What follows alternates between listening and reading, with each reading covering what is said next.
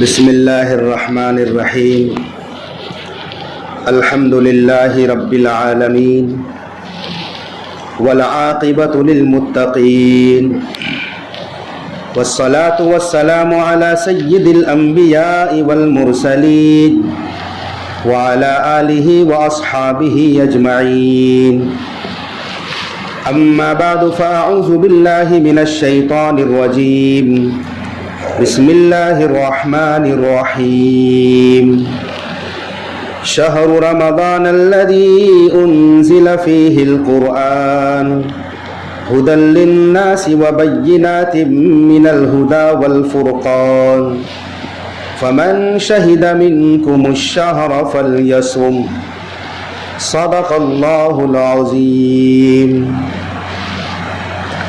معزز سامعین کرام، رمضان المبارک کا مبارک مہینہ ہم سب کے اوپر سایہ فگن ہے۔ اس مہینے کے 3 عشرے ہوتے ہیں۔ اولھا رحمہ، رمضان کا پہلا عشرہ شروع کے 10 دن رحمت کے 10 دن ہیں۔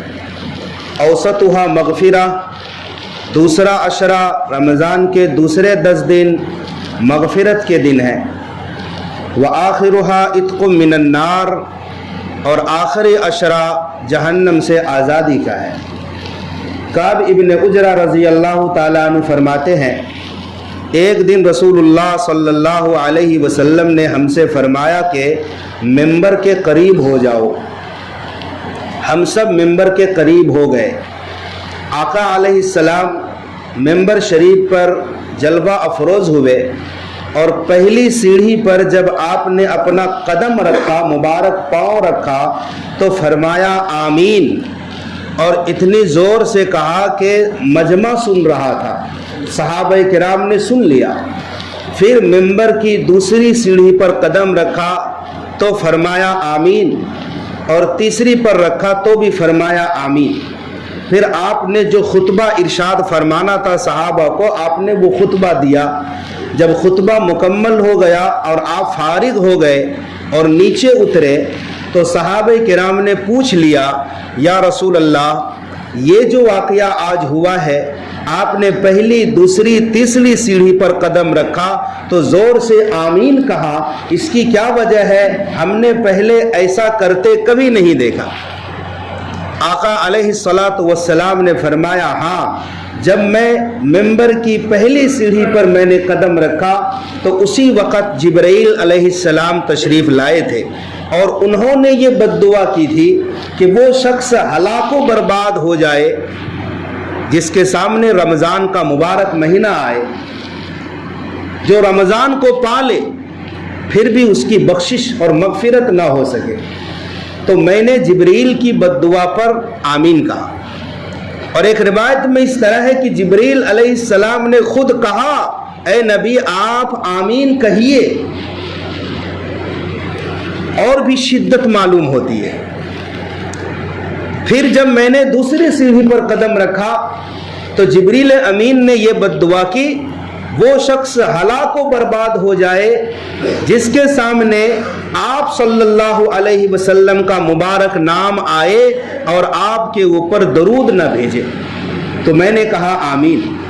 پھر جب میں نے تیسری سیڑھی پر قدم رکھا تو جبریل علیہ السلام نے یہ بد دعا کی، وہ شخص ہلاک و برباد ہو جائے جس نے اپنے ماں باپ یا دونوں میں سے کسی ایک کو بڑھاپے کی حالت میں پائے اور اس کی خدمت کر کے اپنے آپ کو جنت کا مستحق نہ بنا پائے۔ تو میں نے کہا آمین۔ یہ 3 بد دعائیں جبریل علیہ السلام نے دی ہیں، جن کی بد دعا کی قبولیت میں کوئی شک اور شبہ نہیں، اس لیے کہ وہ سید الملائکہ معصوم ہے، بے گناہ ہے۔ اور پھر آپ کی بد دعا پر جناب محمد عربی صلی اللہ علیہ وسلم کا آمین کہہ دینا گویا اس بد دعا کی قبولیت پر آخری مہر لگا دینا ہے، جس کی قبولیت میں کوئی شک نہیں۔ عزیز بھائیو، دوستو، رمضان المبارک میں اللہ تبارک و تعالیٰ کی طرف سے خصوصی عنایتیں ہوتی ہیں۔ روزہ ایک ایسی عبادت ہے جو اسلام کا اہم رکن ہے۔ صحیح حدیث میں ہے کہ اسلام کی بنیاد 5 چیزوں پر ہے۔ لا الہ الا اللہ محمد الرسول اللہ کی گواہی دینا، نمبر 2 نماز ادا کرنا، نمبر 3 زکوٰۃ دینا، اور نمبر 4 ماہ رمضان کے روزے رکھنا، اور نمبر 5 حج بیت اللہ کرنا۔ تو گویا رمضان شریف کا روزہ رکھنا یہ اسلام کے 5 بنیادی اور اہم ارکان میں سے ایک رکن ہے۔ لہذا جس شخص کے اوپر رمضان کا مہینہ آ جائے تو کوشش کرنی چاہیے کہ ایک بھی روزہ ہم سے قضا نہ ہو، چھوٹنے نہ پائے۔ ہر مسلمان عاقل بالغ صحت مند مرد و عورت پر رمضان المبارک کا روزہ فرض ہے۔ ہاں کچھ لوگ مستثنی ہیں، جیسے مریض ہیں، ماہر حاذق مسلمان ڈاکٹر نے کہہ دیا ہے کہ روزہ رکھو گے تو مزید صحت بگڑ جائے گی، افاقہ نہیں ہو پائے گا، تو پھر عذر ہے کہ وہ جب صحت یاب ہوں گے تو بعد میں رمضان کے روزوں کی قضا کریں گے۔ اسی طرح کوئی مسافر ہے تو مسافر پر روزہ فرض نہیں ہے، حالانکہ رخصت ہے، مسافر رکھنا چاہے۔ صحابہ کرام روزہ رکھتے تھے اور اس طرح سے روزہ رکھتے تھے، ایسی مشقت ہوتی تھی کہ جہاد کے میدان میں صحابہ کرام، اور سعودی عرب تو عین خط استوا پر واقع ہے، یعنی وہاں کی سرزمین آگ اگلتی ہے گرمی کے موسم میں، تو صحابہ کرام گرمی کے موسم میں جہاد کے سفر میں ہوتے تھے، اور بعض صحابہ پھر بھی روزہ رکھتے تھے، اور افطاری میں 1 کھجور ملتی تھی یا 2 کھجوریں ملتی تھی، ایسا نہیں کہ پیٹ بھر افطاری کرتے تھے۔ وہ مجاہدہ اور وہ قربانیاں ہم سب تو نہیں دے سکتے، ہم تو کمزور ہیں۔ مسافر کے لیے رخصت ہے، رکھنا چاہے ثواب ہی ثواب ہے، اور مسافر شرعی مسافر، ایسا نہیں کہ کوئی کرلا گیا تو روزہ نہ رکھے، شرعی مسافر جس کی شریعت میں حد ہے، تو وہ اگر روزہ نہ رکھنا چاہے تو شریعت کی طرف سے اجازت ہے، لیکن مقام پر پہنچ کر رمضان المبارک کے گزرنے کے بعد پھر بھی ہر حال میں قضا کرنا لازم ہے۔ اسی طرح حائضہ عورت ہے جو ناپاکی کے ایام سے گزرتی ہے، یا نفاس والی عورتیں ہیں، ان کے اوپر بھی روزے فرض نہیں ہیں، یا وہ ایسی عورت جو حمل سے ہے، یا دودھ پلانے والی عورت ہے جن کی صحت کا مسئلہ ہے اور ڈاکٹروں نے کہہ دیا ہے کہ روزہ رکھنے سے آپ کی صحت یا آپ کے بچے کی صحت متاثر ہو سکتی ہے، تو ایسی حالت میں بھی گنجائش ہے شریعت کی طرف سے کہ وہ نہ روزہ رکھے اور بعد میں ان روزوں کی قضا کرے۔ رمضان المبارک کا روزہ پچھلے جمعہ میں نے عرض کیا، جس نے 1 روزہ بھی چھوڑ دیا اور اس کے بدلے میں سارا زمانہ روزہ رکھے، تو رمضان المبارک کی جو خیر اور برکت ہے اس روزے میں وہ اس کا بدل نہیں ہو سکتا، سارا زمانہ کا روزہ بدل نہیں ہو سکتا۔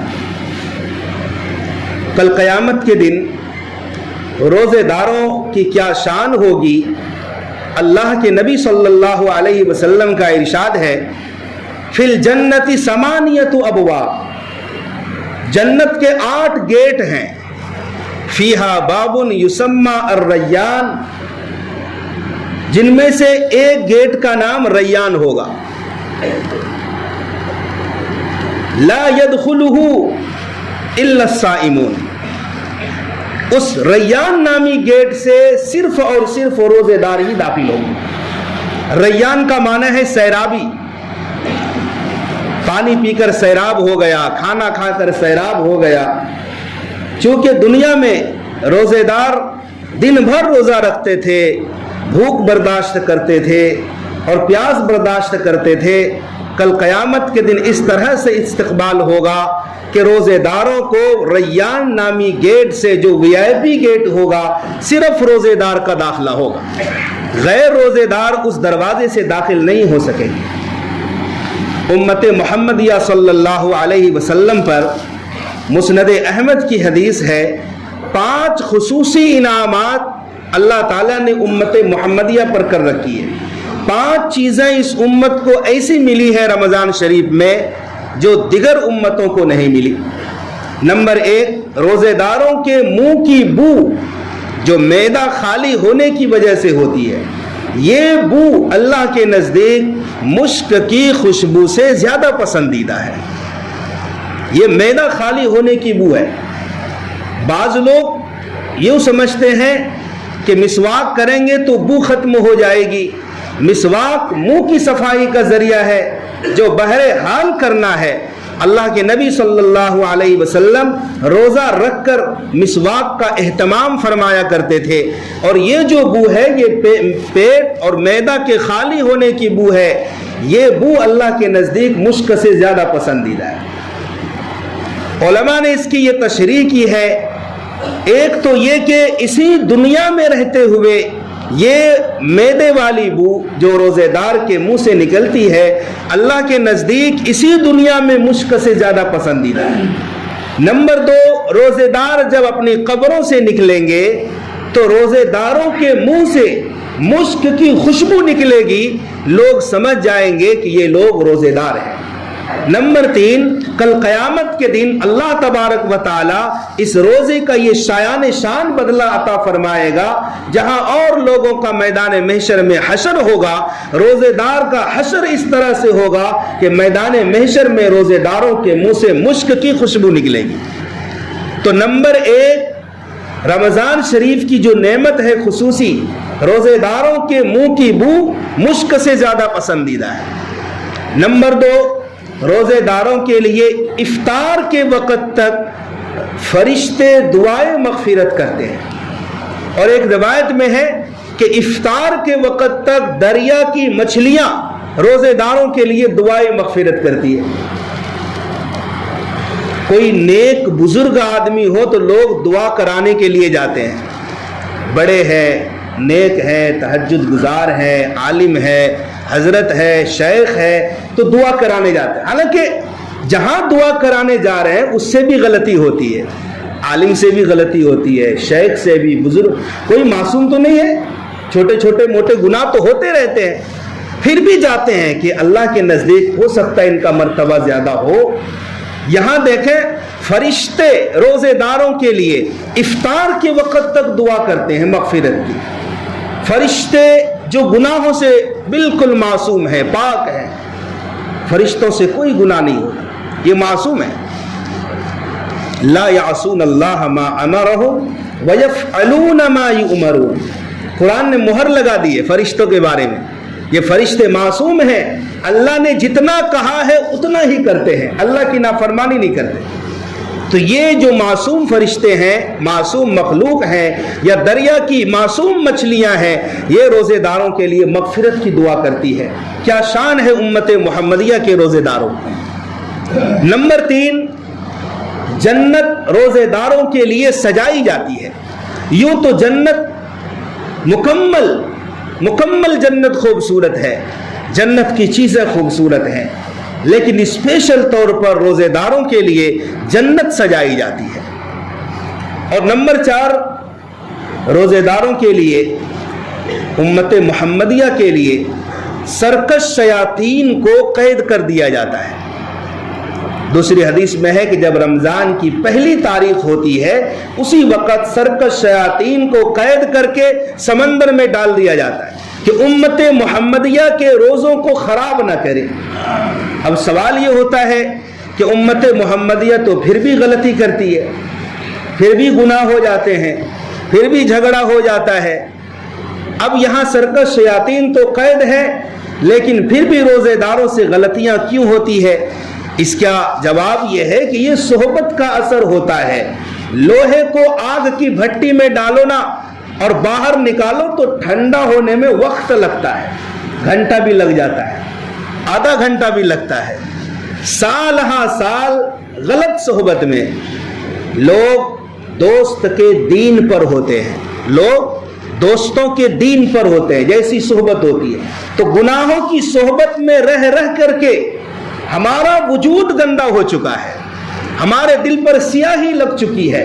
اب اتنی جلدی کہ جیسے ہی سرکش شیاطین کو قید کیا جائے گا ہم پاک اور دھلے نہیں ہو سکتے ہیں، صحبت کا اتنا گندا اثر تھا، وقت لگے گا، گناہوں سے پاک ہونے میں ٹائم لگے گا، یا یہ کہ ہمارا نفس امارہ یہ گناہ کراتا ہے، ہر کچھ شیطان سے ہی نہیں ہوتا، تو سرکش شیاطین کو قید کر دیا جاتا ہے۔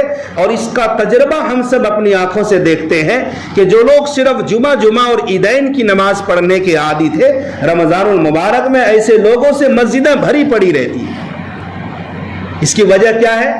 اللہ تعالیٰ نے سرکش شیاطین کو قید کر دیا جاتا ہے۔ غیر رمضان میں ساتھیوں کو دعوت دے کر بلائی جاتی ہے، چلو نماز پڑھنے چلو۔